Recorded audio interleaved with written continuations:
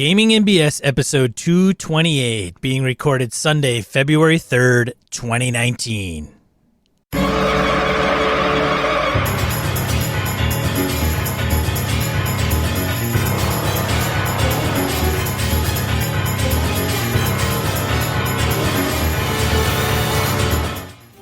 Thanks for joining us.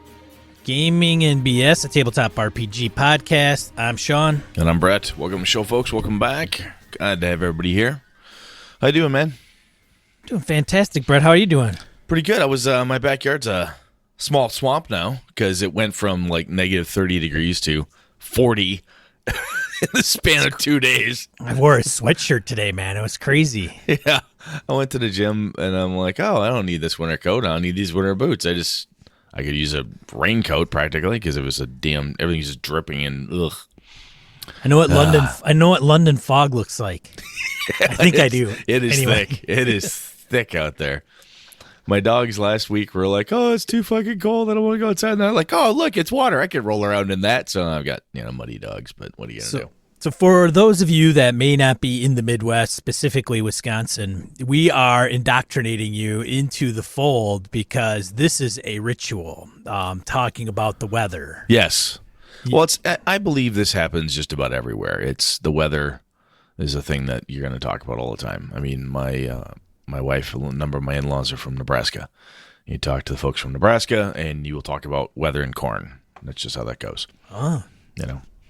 I suppose. And everybody's weather is worse than everybody else's. Of course. Yeah, if you talk to someone from Wisconsin, well, you don't like our weather. Wait a minute. Someone from Michigan will say, hey, we had that. No, yours isn't as bad. It just goes up and down. But it's been crazy. Yeah. It's been nuts. Yeah. Other than that, let's see. Nothing getting broke. Nothing horrible happened.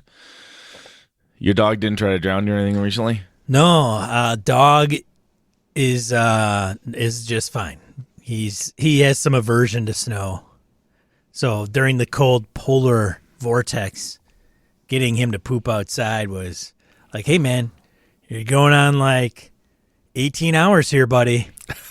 He's like, I can hold it. I'm fine. It'll get warm. It'll get warm tomorrow. It'll get warm tomorrow. You're not gonna feel good in like another 12. You're going outside, pal.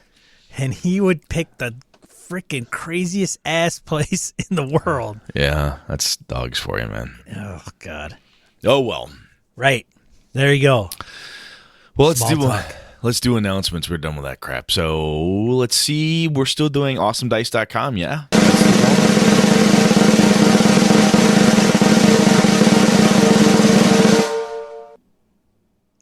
Who won? Who won? I want to know who won. The Bruce Cunnington. Cunnington won? Bruce Cunnington won. That is awesome. Now, for the month of January 2019, Bruce is entitled to a set of free dice from awesomedice.com. Well, they know Bruce is in the UK, right? Do they? They actually would deliver to, and I mentioned this before, quite some time ago, but they deliver. They only ship outside of the U.S. to Canada, Europe, Australia, and New Zealand. Wow. So I would imagine that Bruce falls still within Europe, kinda. Because the Brexit thing? and now we just made a bunch of Englanders mad at us. That's great. Oh, I'm sorry. So, too soon? Maybe. Who knows? Not soon enough? I don't know. I don't know. Oh, hey, let's get into somebody else's politics. Oh, my God. I was going to say, first went to weather, now let's just go into the fucked up political climate we all live in. Anyway, so okay. but having said that, Bruce will be at GaryCon, so he's running an event at GaryCon, so we can certainly deliver it there, or they can ship it there. So I'll reach out to Bruce, make sure we get his okay to pass along. And if you wonder how Bruce won, you sign up at gamingandbs.com to our newsletter, your first name, email address, and you're automatically entered to win. We're going to give probably 2 or 3 more sets out. One will be at the end of February, which is a shorter month. You can also take advantage of awesomedice.com by going and buying dice on their website. And any order over $10, use promo code GAMINGBS, just GAMINGBS, and you get 15% off your order. Very nice. Yes. Cool. So thanks to Brandon for offering that. So let's see, couple of different convention pieces. One, Gamehole Con, if you're interested in coming to that this coming November, or I should say late October, because it's happening on Halloween this year. Late October 2019. Yeah. So first off, check out GameholeCon.com so you can find out dates, times, all that good stuff. But number primary to that even is if you are thinking of coming, their housing has opened up today.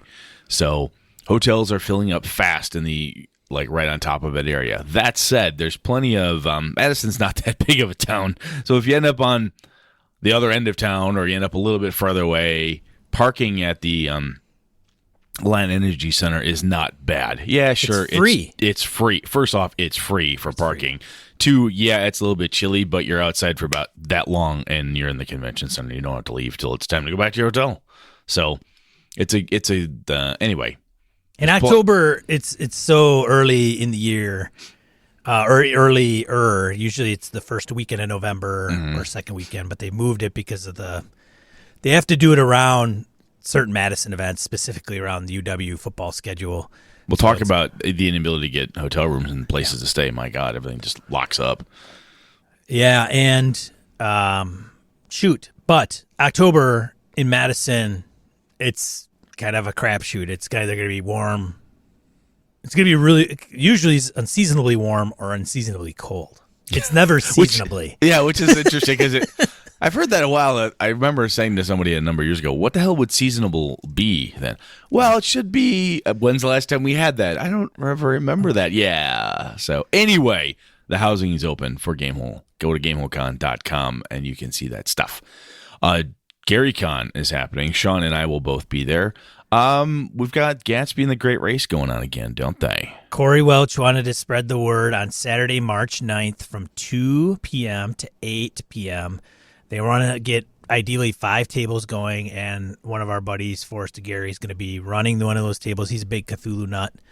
And Forrest told me at GameholeCon when I asked him about it, because it was running at GameholeCon. We talked about it for last year's Gamehole, and I said, Forrest, you seem like you're a big fan. He said, Brett is the best role-playing experience I've ever had. He said, It is awesome. This specific event. Yes. I bumped into a number of different folks. I didn't bump into. I sought them out who played at GameholeCon, and they're like, it's fucking awesome. So who's got 2 thumbs and that's going to be in that game? Is that you, Sean? This guy. Awesome. Yeah, I'm registered. Corey Welch and Forrest, if you're out there. Perfect. I'll be at one of those tables on Saturday. All right. Be prepared to go insane. In the membrane. Yeah. Anything else? Insane in the brain. No, I think that's it. I don't think there's anything else. Let's get in a random encounter. Let's see if the random encounters forestall the topic again. Let's see what happens. Random encounter. So we're starting off with a voicemail from none other than, I think we could honestly at this point. Well, I don't know. Chris Shorb and him might be, because Chris Shorb's. Oh yeah, I was going to say who's voicemail king or queen for gaming and BS, but this would be DM Kojo, right? Calls in the voicemail corner. Yes. Hey guys, it's Kojo. Hope you survived the snowpocalypse. We had 4 days off in a row from school here in Michigan, so I had a second winter break as a teacher. That was nice. Got to do some games with my kids. Not role playing, but plenty of Risk, Axis and Allies, Settlers of Catan, Ticket to Ride, a lot of fun times while we were holed up with the sub-zero temperatures. Just was thinking about the comments about underwater adventures that have come up on a couple of the random encounter segments. My very first D&D adventure I ever ran was U3, The Final Enemy. It was an advanced D&D module, and it was really a quite good one. I really didn't know what I was doing, of course. It was my first time running it. I think I was even running it with Redbox Basic, even though it was an advanced module. At that time, I didn't even know there was a difference between the types of D&D. And a large part of that adventure takes place underwater. And so I thought that was one of the things that really pulled me into D&D was the thought of, oh my goodness, not only am I, running this game where people are, fantasy adventurers, but they're underwater in this underwater lair. And it was a really good time, and one of the things that kind of pulled me in. It just added a new level of fantasy element to it, where you had to come up with potions of water breathing and ways to deal with stuff underwater. trip I ran it today, obviously it would be much different experience as far as rule mechanics and things like that. But it was a lot of fun, and I remember my players enjoying it. So U3, the final enemy, it's the last adventure in the 3-part series. Starts with the Sinister Secret of Salt Marsh, and Danger at Dunwater is the second one. And they are a great series. I love it. And I have run the first two since this one. But anyways, just thought I'd throw that in. Thanks. Bye. Yeah. No, that's cool. I completely forgot about. I have the Sinister Secret of Salt Marsh. I think I still have the Dunwater. I do not own the third one. But yeah, there are a couple. I mean, if you read the AD&D, there's rules for, hey, if you're underwater, this works, this doesn't work, and so on. And there's no way Gary and the lads writing all those rules would have written those rules without the desire to use them. So there are some modules out there that showcase some really cool, just different, some of those different things. There's modules out there that showcase this stuff. That was one of the cool things. Coach was talking about that made me like the Return to the Temple of Elemental Evil that Monty Cook did, because it was very much a D&D 3.0 showcase where pretty much every rule in D&D 3.0 comes into play in that one, if I remember correctly. It's a good way to understand, engage with the system, the way it's built and written and so on. So pretty cool. Thanks, Kojo. Good stuff, man. Yeah, Kojo. Hope you don't have to make those days up at the end of the year. Haha. Summer's starting a couple days later. And we say that because we don't get summer off. Yeah, we don't. That's just bitterness. You can read Corey's. Corey G emails us, "Hey guys, I just wanted to drop you a note and say hi. Hello. Heard about your podcast from stopping by the booth at Gamehole Con and have been listening since. Finally could tell Alex it's paid off. It's absolutely paid off. Finally got one listener from Gamehole Con. After you're done with this, you'll never listen to us again. But hey, we had somebody. They've become a regular go-to in the car when I'm traveling or headed into work, so thank you. Oh, very cool. A little late to comment, but your session on collecting information from your players gave me a lot to think about with the campaign I run. I work overseas for the government, and depending on where they send me, either I can find a group locally or I rely on online platforms. The last time I was in Washington, D.C., I got a group of new friends together and taught them 5e, and I've been playing with them since. We successfully transitioned from getting together in person to an online platform about 6 months ago, and they are still my go-to group for gaming. It's because I was one of their first introductions to the game, I ended up making a fair number of decisions for them in the early days, just in order to get to play as fast as possible. Your podcast gave me the opportunity to think about the assumptions I made back then and encouraged me to collect info about how they want to play in order to make it more enjoyable for everyone. I threw together a quick set of questions I gathered some feedback, and already we've been able to adjust. So thanks. I would have just kept plugging away without thinking about it. Just got my housing for Gamehole Con, so we'll definitely be making the 14-hour trip back. Had a great time this year. He's talking past 2018. My first, both volunteering and playing. So plan to make it one of my standard visits to back to the U.S. Hope to see you there. Thanks, guys. Keep up the great work. Corey. That's awesome. Yeah, that is awesome. Now, one of the things that I had talked to Brett about a little bit, which is funny because now I'm going to go backwards on Corey, is yes. Sometimes, and it's been our experience working in corporate, that allowing too many choices is not always a good thing. It can be. I mean, it's like the art or the science behind surveys. Right. You give a certain number of answers. Too much is too much. Right. But part of me, Corey, would say that I don't think it's necessarily wrong if you just dictate and say, hey, this is how we're going to do this. Boom.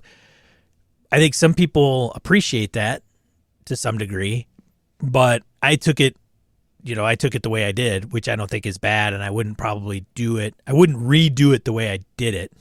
Oh my God, that's a really ridiculous statement there. But there is something to be said about just saying, hey, I'm going to run this game. We're going to use this to do that. We're going to use this to do this. And then we're going to run it every Tuesday, whatever, and every other Sunday. Well, I think an interesting twist to that, Sean, is that if you look at what Corey's done, he made a lot of decisions at the time, but now, hey, those were assumptions I made. Maybe I should rethink some of those. And that's the height of foolishness, right? Is you're like, well, the decision was made. We're going to use Roll20. Roll20 is sucking. It doesn't work for half the people. It's really falling apart. Or, hey, we're trying this. And I'm picking at Roll20 because I can't think of another one off the top of my head. Or, hey, Google killed their Hangouts. We can't use that anymore. You'd be stupid not to learn.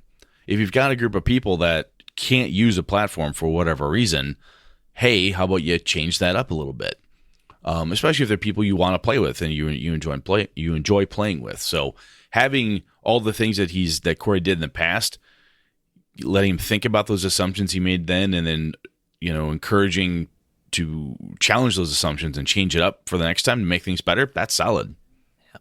Well, and I think with me.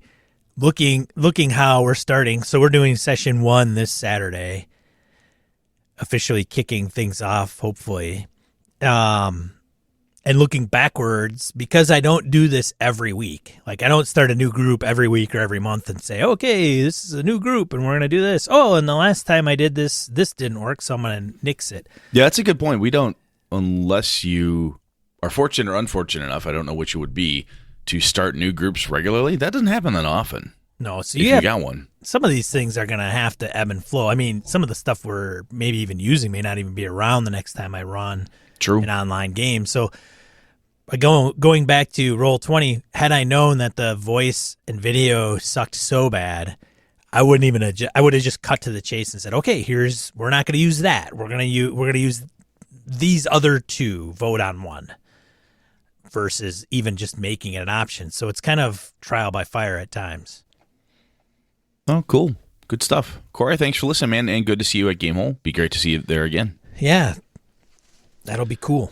All right, so who's up next? We got Matt Bonhoff. Salutations, Masters of BNS. I have a couple of topic ideas tied to a crest for a plug for you. Oh, my gosh. First, I'd be interested in hearing you two talk about how to be an adversarial GM without being a jackass. This goes against common gaming wisdom, where adversarial GM is the binary opposite of the cooperative GM that's a fan of his players. But I think it's more of a continuum. Normally, the GM has ultimate power in a game. An extreme adversarial GM who wants to win can set up impossible scenarios, the classic rock falls, everybody dies. But with some reasonable restrictions, a more moderate adversarial GM can create exciting, intense games. These restrictions can be self-imposed, or some games provide mechanical restrictions for the DM or GM.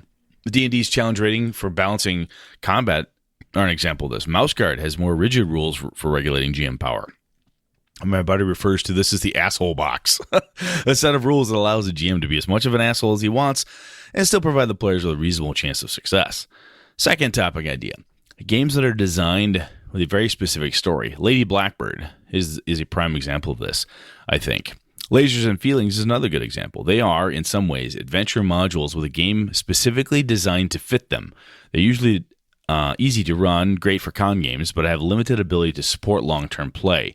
There can be some flexibility in where the story goes, but they can also be very railroady too. Choo-choo! Damn, sorry. Railroad smoke. Now for the plug. I just released The Mice Men of Mirwald, a mashup of Lasers and Feelings and Mouse Guard. It features both the asshole box and a built-in story. Whether or not you feel like using the topics in the show, I'd appreciate having the game mentioned on air, since I know you do that kind of things for loyal listeners. Link in the show notes to his drive-thru there for The Mice Men of Mirwald. Cool. Well, Matt, a while back we talked about adversarial GMing, and I think we kind of hashed over it a little bit, but it's one of those topics that I think kind of almost to your lady, a very specific story thing. I think if you come back at the adversarial GM with the type of lens you're talking about, it may well lend itself to another topic. That's not a bad idea. And the concept of games that are, a game with mechanics, everything specifically designed to fit them. I even think of Monster Hearts, Sean. It's a game that's designed specifically for a thing. To use Monster Hearts It's not a toolbox game. It's not like a D&D where you could tell all sorts of D&D types of stories with it. You're going to tell a Monster Heart story. You're not going to tell you couldn't do another type of thing with it. Well, it's not like you could play a D&D mystery story or a D&D romantic story or a D&D high adventure story. No, but I think it's much different than Lady Blackbird.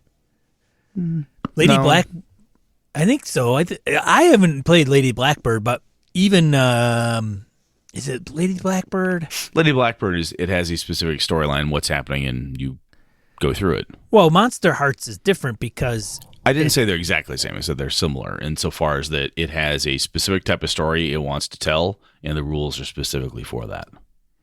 yeah, I disagree. Wow. Because Lady Blackbird to me is there's an objective. Yeah. With Monster Hearts, there isn't until the adventure is brought forward by, I don't know if it's called the Game Master, but by the Game Master, whoever's running the game. Okay. Because it's powered by the Apocalypse. So it's no different than Dungeon World. The only difference is it takes place in modern day and everybody plays Horrible teenagers. horrible teenagers that Monsters. could be monsters, yeah, like Yeah. Vampire or whatever. So Kev could stand at the table and say, okay, this is what's going to happen. Where Lady Blackbird, I think, is very, very defined box. What's even more defined, yeah. Yes, But yeah. you still play within the box. Yeah, but then you don't play Monster Hearts and say, I'm going to be a mecha warrior that goes into space to fight Xanthar. you wouldn't do Like- that in D&D either. Sure you can. Well, then you can in Monster Hearts too. No, you can't. Why not? Because it's not designed for that. You can't play it unless the rules allow it. You've told me this. These are Huh. things I know. See, I think your argument for making that happen is you just saying, "Well, yeah, you can," and no, you can't. That's what I think your argument is. That doesn't make any sense to me. I know. I'm picking on you. Because Dungeon World is fantasy, Mm-hmm. right? So I think you have to almost you have to scale it from Monster Hearts to Dungeon World to D&D, right? That's kind of a spectrum. Where Lady Blackbird, I don't think is on the same spectrum. That's just me. But I haven't played Lady Blackbird. I know it's very defined in that you're supposed to go along this particular line. It's interesting, though. It's definitely, I think it's a topic-y type thing. It's one of those pieces that I think, to do it justice, you and I'll have to do a little bit more reading and research into it, though.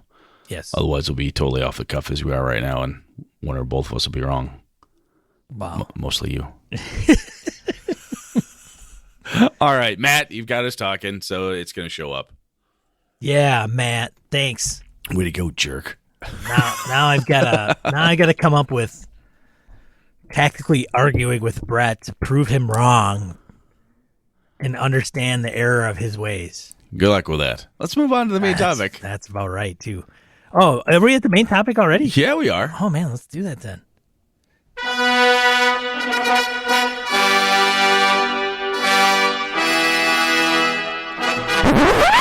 All right, so we didn't do it last week or the last episode. No, we got shanghaied by some awesome comments and some great listeners, and Oh, cow. you got to deal with it, man. Yeah, we had some really thin random encounters for a while, and then all of a sudden we had let's go through all 15 or whatever I'm we had. listening to your back catalog. I have something to say in the last 50 episodes. Holy crap. Anyway, what we wanted to talk about last time, what we're going to talk about now, is tactical combat and movement. That concept of 1-inch grid, minis, and so forth. And I'm running Pathfinder again, as I said earlier, and I know Sean and I have talked Theater of the Mind and so forth. I think this is going to be a little bit kind of a take or a tweak on that. So let's see where we can go with this. Sean, when I say tactical combat to you, how would you define that? What does that mean to you? That there's a bit of a strategy piece to it. There's a lot of mechanics, not a lot. There is mechanics that make a difference. Okay. Positioning. So to me, it's more. So on a spectrum of role playing on one end, and narrative, and then tactics on the other end, and you were to say what kind of games, the further to the tactics side would be the closer to chess. So And a pure miniatures game. Pure miniatures game would be also Because included. chess is a miniatures game. Correct. And then on the other end would be complete narrative, amber. Okay. No Right. dice. Yeah. Yeah, no dice, and then everything falls in between. So if you're talking tactical, then it's maps, minis, positioning, So using the rules. you have to have maps and minis to have a tactical game in your mind. I don't think you have to, but I do think that there are games that I think require it. Okay. Does it? So it says that in the rules where you have to. Or you're doing it wrong. Is that where it says that or something? No, but it should. Nobody should. It should. Yeah. Okay. I think if you're playing Pathfinder, man, and you're trying to play it Theater of the Mind, I don't think that you can't do it, but I think it's a pain in the ass. So I would say that. Here's where I'm going to argue with Brett during No. this. I think you need it, and that's not bad. It doesn't mean that you are a weak gamer, and I obviously have a superior gamer brain. But No, and that's not what I would ever say. No. Yeah. And I'm saying that because one of the reasons we want to use miniatures, we think tactical combat often, and I often think the same with having miniatures in a 1-inch grid, is because to represent the location and what isn't within reach and so forth, it's actually faster to see the fig in a 1-inch square and know that he has a 10-foot reach weapon and see that there are no goblins within 10 feet of him, as opposed to saying, Sean, okay, where I am, did you say the goblins were within 10 feet or not? Because I have a 10-foot reach weapon. Am I there or not? Hang on, let me check my notes. It's an immediate representation, right? And when you're doing it for speed and simplicity, to run a very tactical movement-based game where you're going to utilize all the mechanics behind, flanking moves, reach weapons, feats, or other types of supernatural or superhuman benefit that you get for doing different components or shooting at range and wanting to make sure that, because within, again, if you're talking even just general movement, if I can tumble and do certain things, I want to know what's in my way, what spaces do I have, because when you get tactical enough, it becomes damn near critical, because holding all that in your head is like trying to play to grab the chess piece, like trying to play 5 games of chess with 5 different people at the same time. It's really hard to be able to hold all those details in your noggin as you go. I think that you're right in saying that it's quicker to determine because you could just look at it. But I also don't think it's quicker play. With miniatures on the table? No. If you wait, so you're saying playing a tactical game with miniatures on the table is just as fast as a tactical game with no miniatures on the table? Well, I was thinking. I don't think I. No. Maybe. I don't Because know. that's what I'm trying to say is if I'm playing Pathfinder with minis, Yes. my combats will be faster than if I try to play it without minis. I disagree. Why? Because I think people freeze at the table and they don't know what to do, and then it's right in front of them, and they have to figure out where they're going to move their guy and why. So why do you have to have minis for tactical combat? If for you tactical combat's faster without minis? So I would use a looser approach to tactical. So you would do more of a D&D 5e or it's within short range, long range. Take the grid off. You and I've talked about that in the past, where I used a little brown butcher paper style with minis, and you move about so far. You use a looser style of representation as opposed to the 1-inch grid. I would say yes. That's what I would do for sure. So I think I would absolutely say that when you break it down and you go, hey, Sean, where my guy, how far away am I? You're this far away. Okay, I got reach. Can I make that? Blah, blah, blah. Okay, that dialogue is faster when you have a miniatures because the dialogue doesn't even have to take place. Your miniature is there. The creature is there. Mm-hmm. That's it. Like you either have reach and you can extend past the 5-foot square or not, period. So that component is fast, quick, and determined. I think the problem comes in to, okay, Brett, if I'm doing Theater of the Mind and I say, yep, you're 30 feet away. Mm-hmm. Okay, great.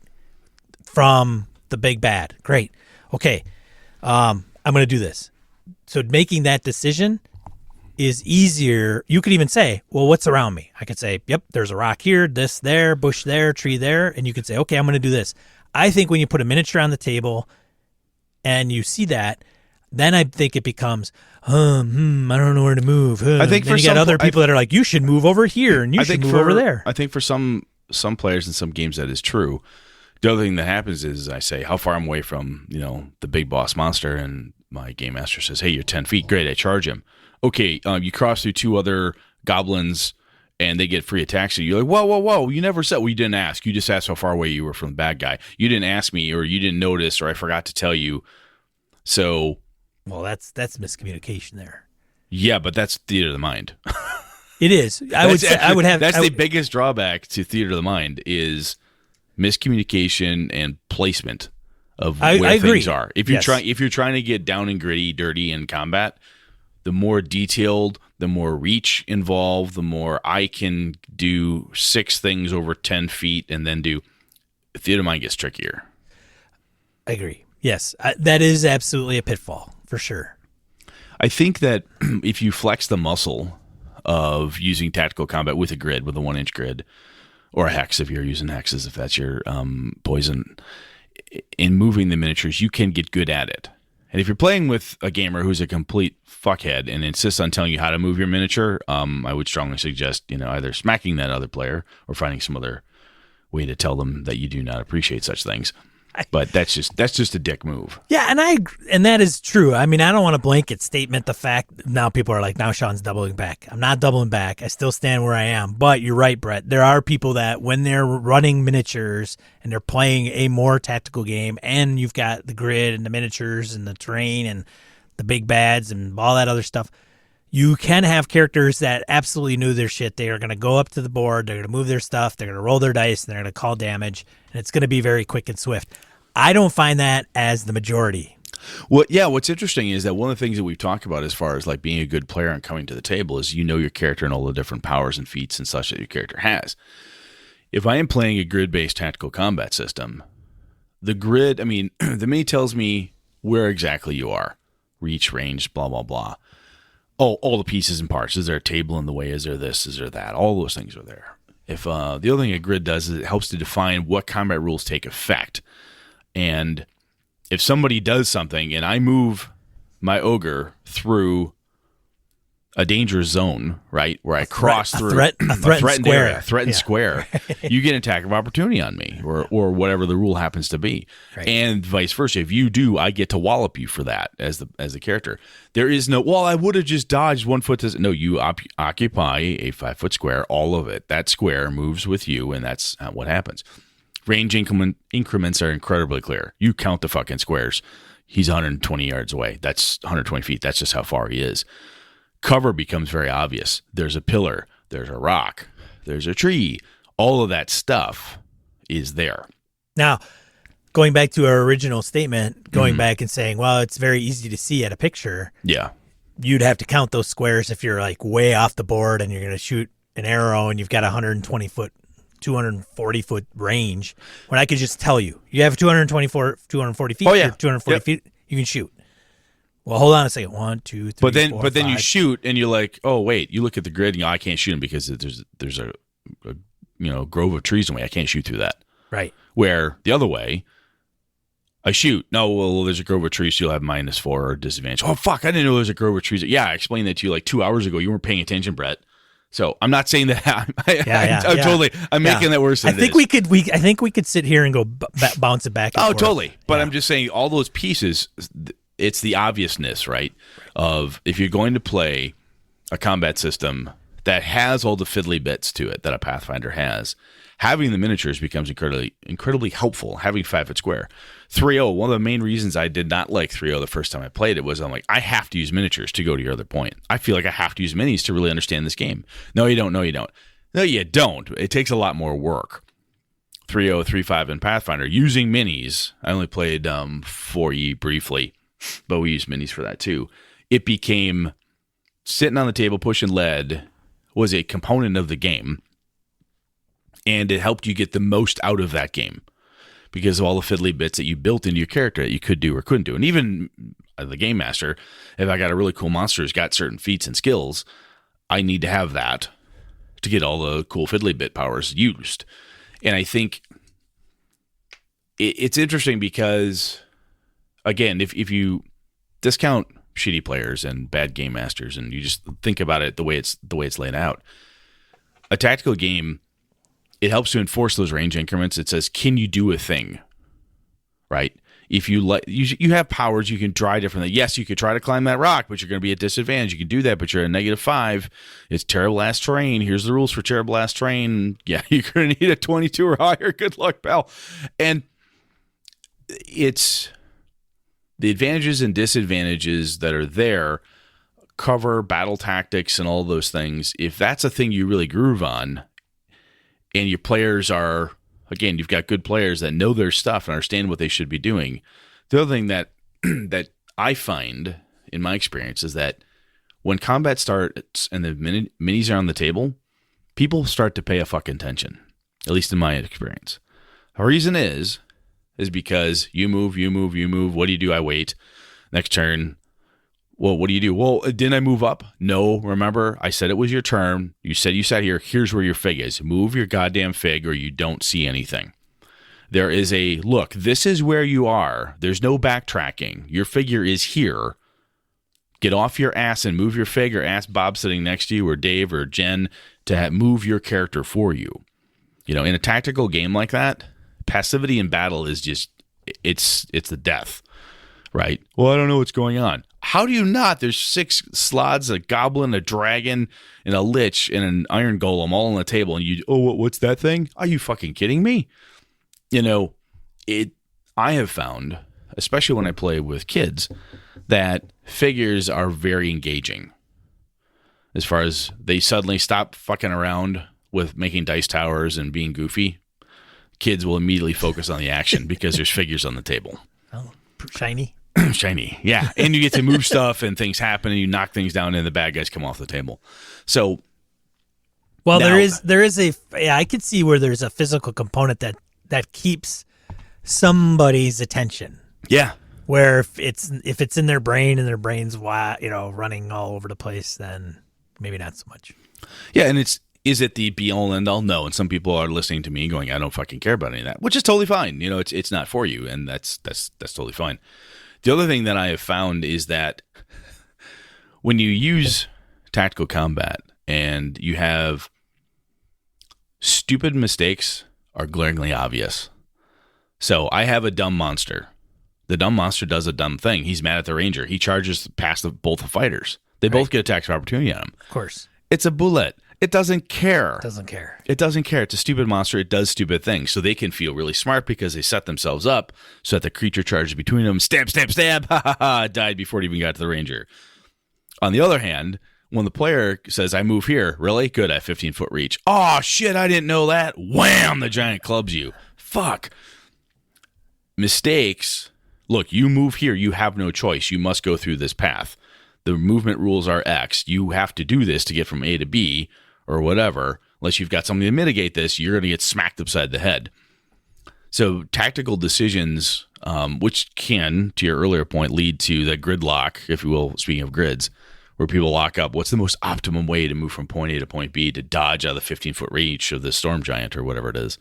You know, you can't get kind of overly noodly, but good and clever battle tactics and bad battle tactics are glaringly obvious when they're on the table. I've played Warhammer fantasy battles before. When I fucked up and you made your move, you wheeled your little covey of ogres around, like, yeah, I got him. And you turn the dwarves smashing your side, like, oh yeah, I forgot that whole phalanx of dwarves was there. I can't believe I forgot. They're sitting right there and I missed it and crush. It's kind of, like I said, part of it might be the action figure kid in me from back in my G.I. Joe Transformer days when I was a kid. You know, it's just really cool. But having the figures, there is like I said, the really good combat tactics and even the bad things become very obvious. And for me as a game master, it also helped me have my dumb monsters act stupid.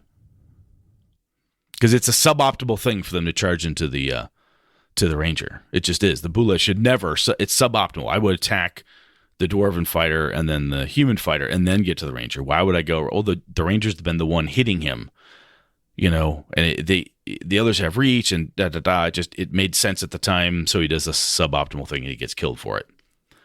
It's a dumb monster. That's what they do. Yeah, they are. And that's the way it should be played anyway. Yeah. It should be run. But I think, there's no argument with that. It's funny how the game started out based off of chainmail. We never used the miniatures until 3.5 or Pathfinder, which is people go back and go, well, that's the origins of the game.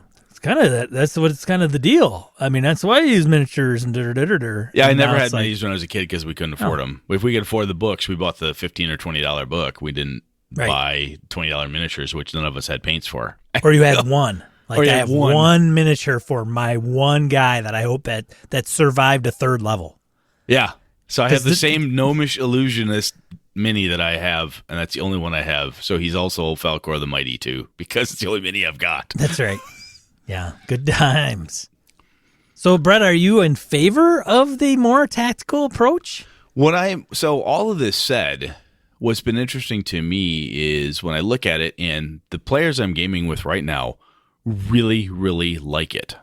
Well, some of them play Warhammer. Oh, they all play Warhammer. Yeah. All of them play it regularly. I do not. Not just because, and I'm not saying that all Warhammer people like Pathfinder, but these guys they also play. We also play Call of Cthulhu, and I played all sorts. I played Amber with these guys. Vampire. That's the same crew. They really, really like it, and because they like it, when I switched to 5e, and we've done 5e for a long time. I started to hear the bemoaning of the fact that they didn't have, it wasn't just options. They liked the grid more. They liked the movement. They liked the tactical components of it. And tactical components plus Pathfinder. And then they started just talking about how they like, oh yeah, you don't get this anymore. Oh yeah, that was in this game, but it wasn't here. And they just kind of had this hankering for that rule system. But a lot of it also came down to they really, really like the 1-inch grid tactical combat. And for me, it became they actually go through fights faster now because their engagement level is up. It's Theater of the Mind. It wasn't there, huh? Theater of Mind with Dungeon Crawl Classics was pretty good. Yeah. We did really well. We had a lot of fun with it. It was a short-lived campaign, but a hell of a lot of fun. But they were really. Once combat starts and the minis come out, guys are standing up. I mean, literally, they push the chairs back, they stand up, figures are being moved, they're plotting, they're planning. They love this stuff.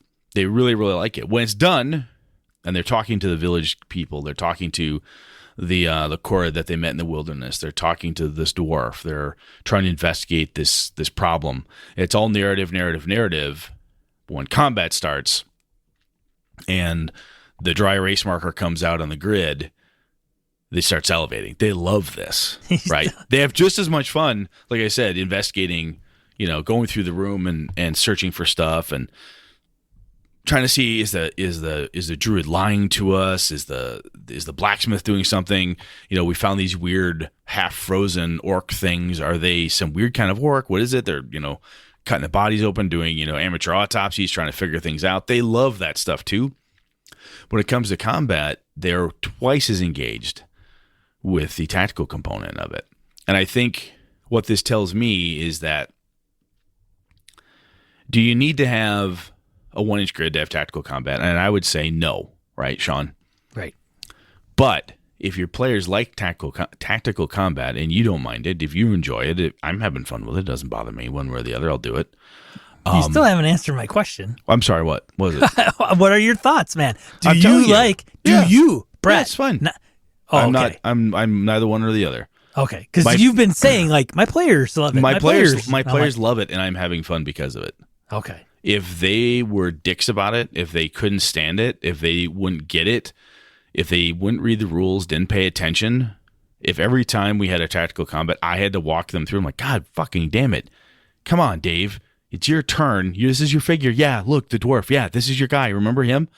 I don't have to do that. That is not a problem. Right. They're fully engaged. So you are in favor of having- it because of their response to it. Yes, I am having a ton of fun with it because of it. So I'm going to go back to rephrase my question and say, what is your preference, Brett? My preference is theater of the mind. Okay, now let me back up even a portion of that. Mm-hmm. Is your preference theater of the mind as game master, player, or both? Both.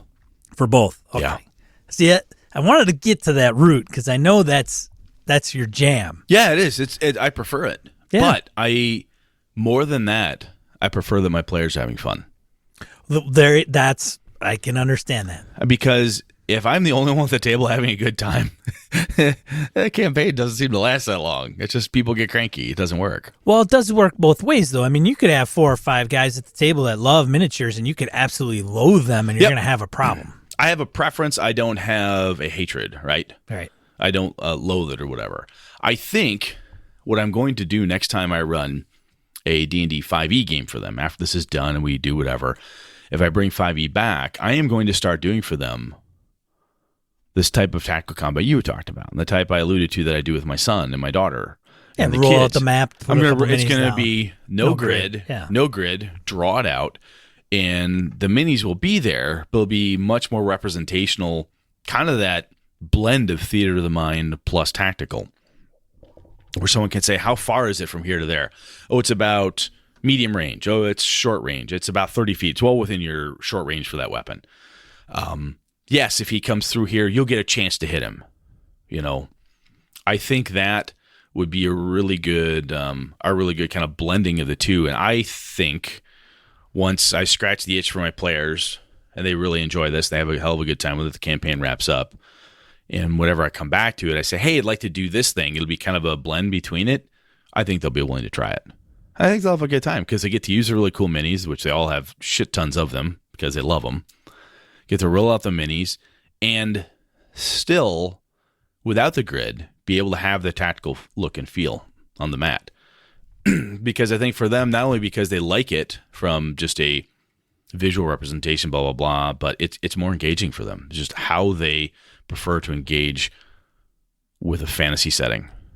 If I'm running Call of Cthulhu, no, it'd be like miniatures. What the fuck you need miniatures for? Running Vampire? Why do you need that for? It doesn't make any sense. Running Bad Magic? Oh, come on, minis. This is stupid. When it comes to fantasy RPGs, this is their jam. They like it like this. I've run first edition. I ran White Plume Mountain and other things for the guys, and we say, hey, we're going full theater of mind. They're fine with it. They have a good time with it. But I think that the cool thing that 5e has taught me is and I learned a little bit of this from reading Savage Worlds too, is that in-between phase, right? Where there's no actual grid. It's more representational. So when you're running 5e or you're running D&D at all, Sean, what do you prefer for a fantasy type of game? Do you like the minis? Do you like the grid, or does it really bug you? The minis,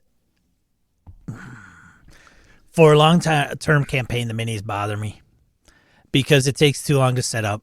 There's a lot of planning that has to go into it, I think, or more planning than just saying, hey, you're in a combat, everybody roll initiative. Okay, yeah. So if you're thinking about that, I do have a luxury. I literally have thousands of miniatures at my disposal. Oh, so do I. But they're a pain in the ass. When I get into miniatures, but not everybody does. No, they don't. So that's a luxury you have and I have. Yes. And that if Alpha actually has all of his and mine are all set up in his basement in organized packs, in organized groups. So I'm like, I need goblins. A handful of goblins. I don't have to sort through anything. I know where they are. Yeah, I'd have to pack them. That's a luxury. Yeah. Well, and having to drag them around and saying, oh, I forgot the boule. Fuck. Yep. That blows. Got to throw in some stupid, here's a little Nerf football. That's the boule. All right, everybody. It's just, that's pretty cool, huh? Go with it. Don't bust my chops. But anyway, I'm sorry I cut you off there. Yeah, I think it's just, I used to play, I've got tons of D&D miniatures. I used to play the actual D&D miniatures game. And I used to buy them by the case. And so I've got miniatures coming out of my ears, and I don't use them. And I like to. I used to use them for Pathfinder. Yeah. But it's just, if I have to do that, I got to go through encounters and go, okay, I need 5 of these, I need 6 of these, okay, I need some humans, I need some other looking things. I mean, I even did it for Star Wars when I play the Star Wars tabletop. Okay, I need some stormtroopers. I mean, that's a little bit easier because you just put a shit ton of stormtroopers in something that's very, maybe some of these races and some of that, and just put it in a tray and you could be fine. But when you're talking about D&D and there are tons and tons of creatures, man, and I always, if I've got the miniatures, I don't want to put something on the table that's not representative. I don't want to have 6 kobolds when I should have goblins, if you've got them. Yeah, exactly. That's maybe even not too bad. I mean, that's, at least you're getting into the smaller figs. I hear you, though. Okay, I'm going to put my little D6s out there, or my little token white gem things, and put those out there. No. I used to hate, my first thought about minis and that type of tactical combat was, I run very off the cuff. I know what's going to happen, generally speaking. I decided, though, that last time they had 2 slots they had to deal with. And they're like, holy shit. Well, I happen to know about that ahead of time, saying, hey, this could happen, so I packed my 2 slot minis that I have. Yeah. Great. They also ran into something like, fuck, I need an extra, I can't remember what the hell it was. It was an ogre. I didn't bring any of my ogres. But, lucky me, Alpha's got a tray. Alpha's got shelves, literally shelves. He's got shelves in his basement that I just reach over, grab an ogre, throw it on a table. That's a luxury, because if you're an ad hoc game master, and if you want to have as authentic of a miniature experience as possible, as you and I are talking about, and you don't pack the ogres, you feel like you may feel hamstrung, like you got one arm tied behind your back, like I can't pull out the ogres because I forgot them. Right. I do know some guys that when they travel with miniatures, they bring X number of small, mediums, and large style, right? Humanoids. Yep. So you can say, this one's big enough that this ogre could be a giant, could be a this, could be a that, because it covers the right base size. This goblin could easily be a kobold if I needed it to be. So you can get a little gray area with some of that stuff. But I shouldn't say the only reason, but it's incredibly helpful to me as an improvisational off-the-cuff game master that where I am gaming, there's a fuck ton of miniatures available to me at a moment's notice. Yeah. So otherwise, I would be stressing theater of the mind because I couldn't do it the other way. It would be much harder for me. I'm still more intrigued about how you are fitting into that group, because I've known these guys for almost 30 years, dude. I know that piece. But the thing is that those guys, if they are grokking Pathfinder and they're grokking the miniatures pieces, they are going to know, and they should know, like all the moves that their characters can do. Yeah, and the cool part is I don't believe in game balance. Well, I understand that. So, which means you can throw out higher CR level creatures, and and I drop feats and weird ass shit, and this thing has an ability that isn't written down anywhere, but has chain sweep, and chain sweep means that it can swing its chain in 20 feet in a complete 360 circle and trip everybody DC 15. So the chain sweep and all that is made up off the cuff by you. Yes. So they if they go, okay, that's cool, then great. I know players that are like, that's a bunch of bullshit. It's not in the rules. Exactly. So that's the marriage component, right? Is they like how I game master. They like my off the cuff. They know that I'm not out to get them. They know that balance doesn't matter to me, and they know that they need to game smart, and that if they do something stupid and stick it out, they might get the fuck beat out of them. But they also know it's Pathfinder. It's harder than hell to kill somebody.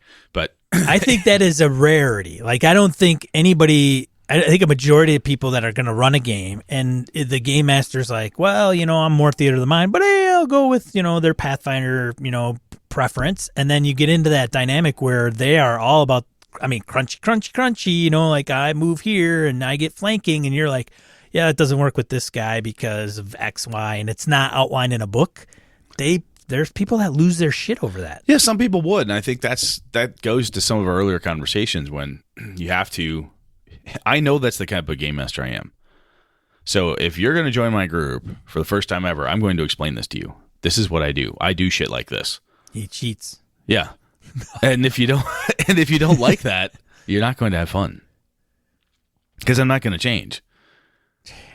Damn. It's just, that's how I like to run, and I have a good time with it, and the people that enjoy playing with me have a lot of fun.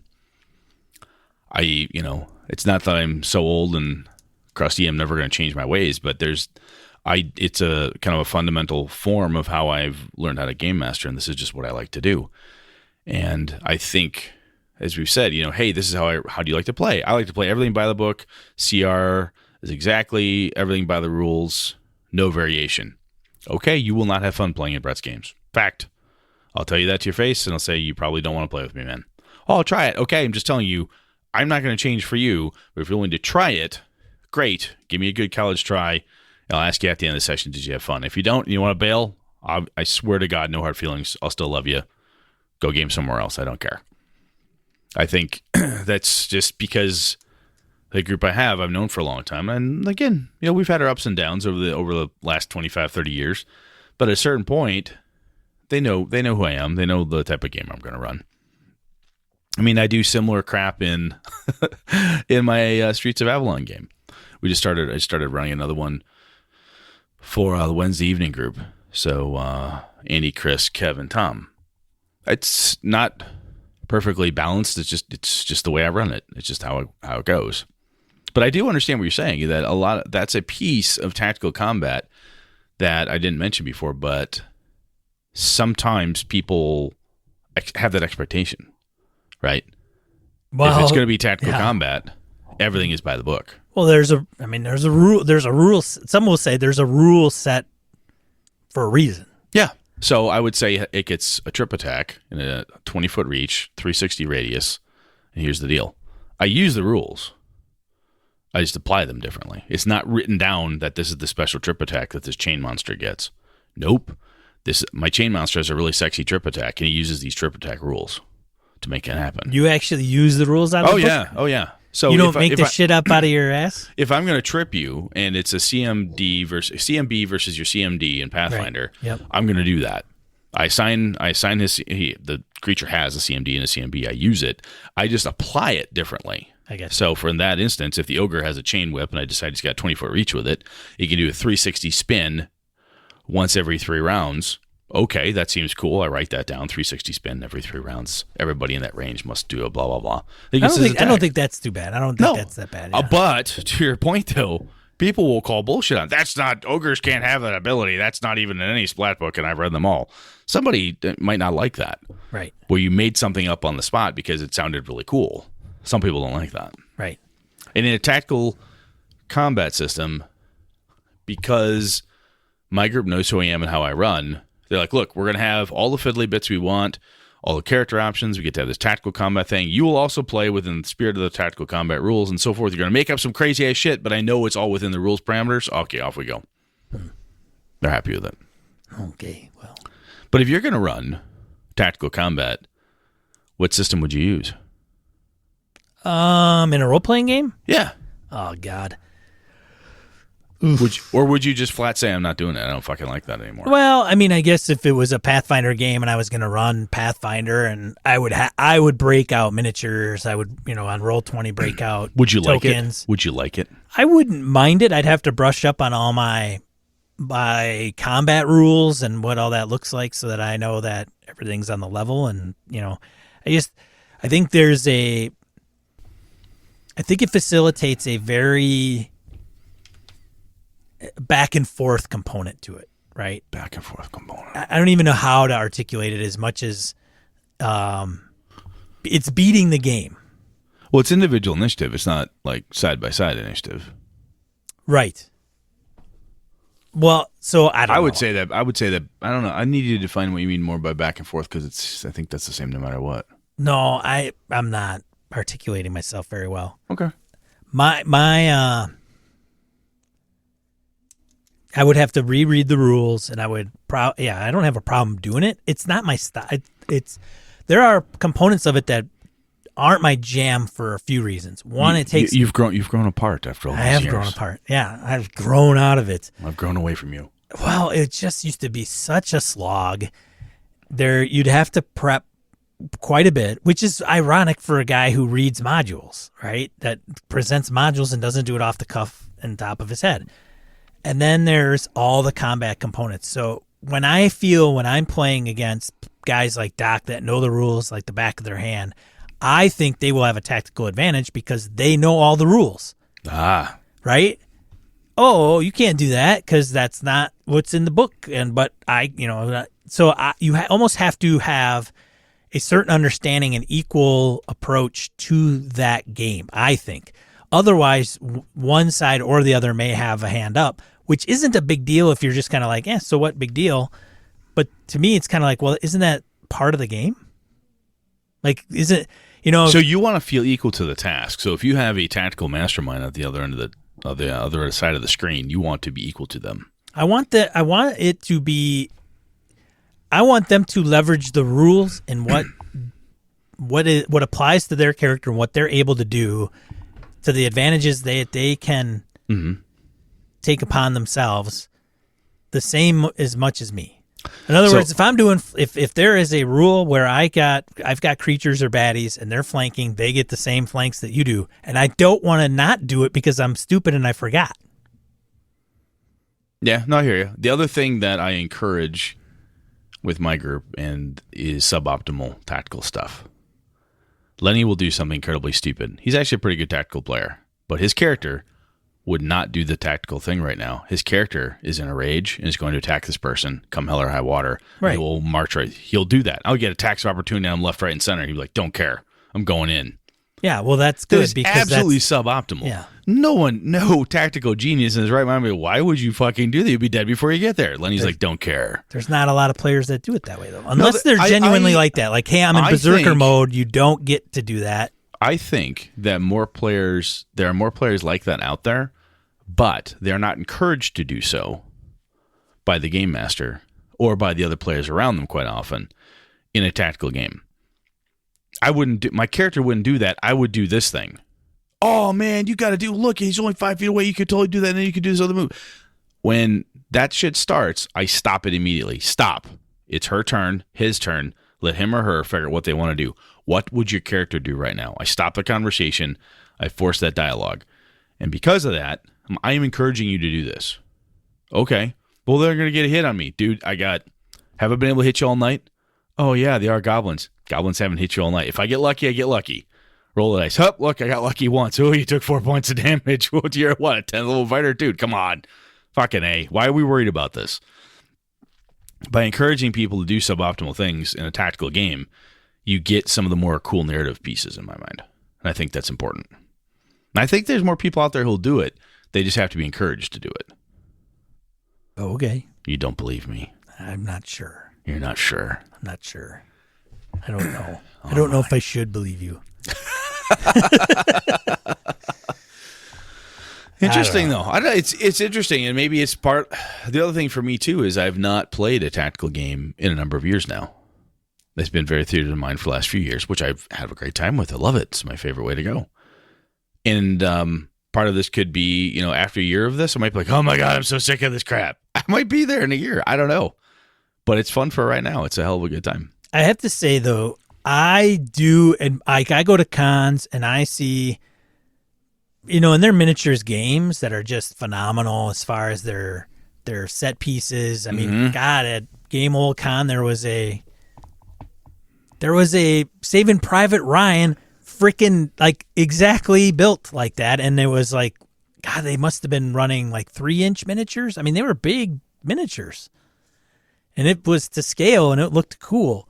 So I get the nice, cool, like, hey, I'm going to run something at a convention, Star Wars. I want not the Dwarven Fort. Is it Dwarven? Not somebody else did the sci-fi set. Oh, there's a tons of. I watched. You talk about some of that stuff. Go even older at GaryCon. You'll get the old school tabletop sand table games and stuff.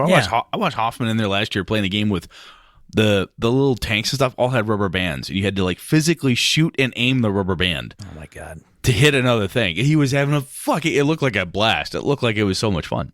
But anyway. So I get I think the coolness behind them, and you put out, the Battle of Endor or something, and you've got Star Wars and Stormtroopers and AT-ATs, and you're like, hey, everybody's going to try to get in that bunker. I mean, you come across it looks cool, and it's super neat, and everybody likes the little miniatures. I mean, don't get me wrong, I like them in that regard, but for a convention game, you'd be more into it because it's like, hey, I'm doing it for now. Well, I've mentioned about doing Tomb of Horrors. Like, I want to get all that, and I mean, Alex has mentioned, I mean, I forgot, he's got Dwarven Forge he's not using. I don't know if he has enough for me to do Tomb of Horrors, but it would not take much for Tomb of Horrors. If he would let us do that, we could run that at GameHoleCon next year. yeah. If he let us just comb through his collection and see what we could borrow. Yeah, and I mean, here you go. We're going to run it. Here's, pick your characters. Here's each miniature that goes with it. And then it's like, as murder. Damn it. Yeah, you come up to this intersection and this is what it looks like. What are you going to do? Yeah. So I think they're cool. I just think they're a major pain in the ass, and I'm kind of burnt out on the tactical piece, and combat's lasted way too long for me, and that was kind of it. No, I get it. I totally get it, man. Yeah. All right. Well, Yeah. I think, like I said, we've talked about this a little bit before, and with my rebringing Pathfinder, and I thought it'd be kind of interesting to talk about it a little bit again, because I think it's been like 100 episodes or something because we chatted about it last time. So anyway, there you go. Thoughts, comments, always let us know. Yeah, by all means, let us know. All right. Die roll. I have a couple this week. Yeah, what you got? Geek and Sundry, always putting out good content. They did an article on how to find a game. So it's some pretty good ones. Some I think have been covered here and there, but some you may want to take a look at. And again, we can help you, point you in the right direction for a resource to find games, and you land one, great. Awesome. Number 2, Mo at Tabletop Bellhop. He had a great blog entry on great games for players getting into the board game hobby. Some of the things that are like, not only like, here's a good board game that would help people get into the board game hobby, but what board games make or facilitate that and why. Oh, nice. Okay. So I thought that was pretty interesting. So shout out to Mo Tusino up in Canada. Listeners, so I'll put a link of Kojo's U3, The Final Enemy on drive-thru, as well as Matt Bonhoff's Mice Men of Meyerwald, which is free, by the way. We'll put a link to those two resources in drive-thru, and then a couple more. Yeah, Eli Kurtz pointed out how itch.io is seeking ideas on how to make the site accommodate print tabletop RPGs. So I'm not wholly familiar with itch. I haven't used it, and I'd never heard of it before. I saw this link today. Yeah. I'm like, what is this? Yeah. So it's like, I think it's like similar to Steam. I could be incorrect. Again, I'm speaking out of ignorance, but one of the founders there, I think, is wanting feedback on how do they offer tabletop RPGs for people to buy off of their site. Like, how do they categorize them? Blah, blah, blah. So if you want to weigh in on itch.io, and I'll have a link directly to the solicitation from one of the founders there. Thanks, Eli, for bringing that to our attention. Very cool. And then the last one I actually found, he was commented on our Google+, but I thought it was interesting. Eric Salzwedel points out Brent Alt's Cyber Sprawl Classics. So Brent found his old notes of how he was converting Dungeon Crawl Classics to a cyberpunk game. Really? And so he said his post on Google Plus is like, I spent the last 2 days with my eyes bleeding, redoing and editing all this, and now I've come to it. But he has like an issue number 1 and issue number 2. So if you're interested in cyberpunk and you are familiar with Dungeon Crawl Classics, then you will want to check out Brent's stuff, and we'll have links in the show notes there to his Tumblr as well as to his website. Very cool. Yeah. So next week, what are we talking about, Brett? Next week, I want to talk about those things you cannot know, the unexplained or unexplainable in our games. Mysteries, Call of Cthulhu, some of the horror things, those pieces that just can't be explained, those things man was not meant to know type of things, and perhaps a little bit more. So that's what we're going to chat about next time. Things you cannot know. Yes, like what it's all about, man. Anyway. Like what it's all about. All right. Well, thanks for tuning in. This is Sean. And I'm Brett. Good night and good game and all. This episode of Gaming and BS brought to you with the help from the following BSers. Hawk Sparrow, Andy Hall, Corey Wynn, Graham Minor, Larry Hout, Mark Tasaka, Pure Mongrel, C.W. Mellencamp, Chris Steele, Ron Bishop, Thomas Hook, Wayne Humfleet, Craig, Brandon Barnes, Laramie Wall, Dan LaValle, Jason Hobbs, Guy, Roger Braslett, John Hammersley, Old School DM, Perry Besor, Michael Dinos, Jim Fitzpatrick, Christopher Gray, Bruce Cunnington, John Coward, Corey Gonzalez, Eileen Barnes, Robert Nemeth, Maurice, Niall Diamond, Angus, Howard Bishop, Stefan Dragonspawn, Mark Anthony Benedetti, Eric Salzwedel, Chad Glayman, Finnulf, Mirko Froelich, Lord Tentacle, Joe Swick, Curtis Takahashi, Josh Wallace, Kevin Lovecraft, Andy Olson, and Tony Sugarloaf Baker. For ways to support the show, head over to gamingnbs.com/support-us. Thanks, BSers! This has been a Litterbox Studio production.